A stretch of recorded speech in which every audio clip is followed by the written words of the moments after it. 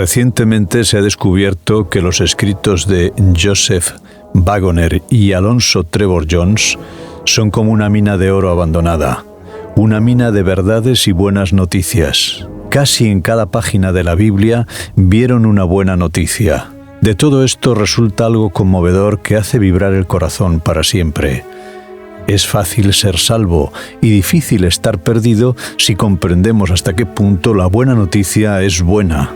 Es con inmenso placer que presentamos estos deliciosos bocados cotidianos de buenas noticias. Pueda producir a todos vosotros tanto placer oírlas como a nosotros reunirlas y llevarlas a vuestros oídos. ¿Qué significa estar bajo la ley?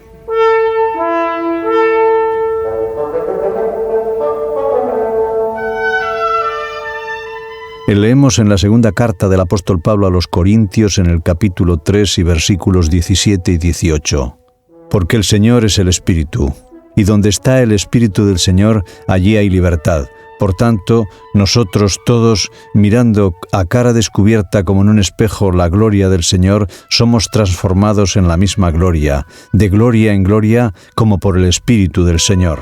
Antes que viniera la fe, estábamos confinados bajo la ley, encerrados hasta que llegara la fe que debía ser revelada después de todo. Por lo tanto, estar bajo la ley es idéntico a estar bajo pecado. La gracia de Dios trae salvación del pecado, por tanto, en cuanto creamos a la gracia de Dios, no estamos más bajo la ley, porque estamos libres del pecado. Entonces, aquellos que están bajo la ley son los transgresores de la ley.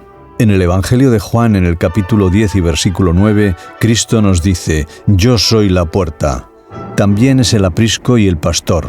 Los hombres suponen que cuando están fuera del aprisco son libres, y que entrar en el aprisco significaría una restricción de su libertad, pero exactamente sucede lo contrario. El aprisco de Cristo es ancho y espacioso, mientras que la incredulidad crea una prisión estrecha. Fuera de Cristo hay esclavitud, en Él hay solamente libertad. Fuera de Cristo uno está en prisión atrapado con las cuerdas de su pecado, como nos dice el libro de los Proverbios en su capítulo 5 y versículo 22. Es la ley que determina si somos pecadores y nos hace conscientes de nuestra condición.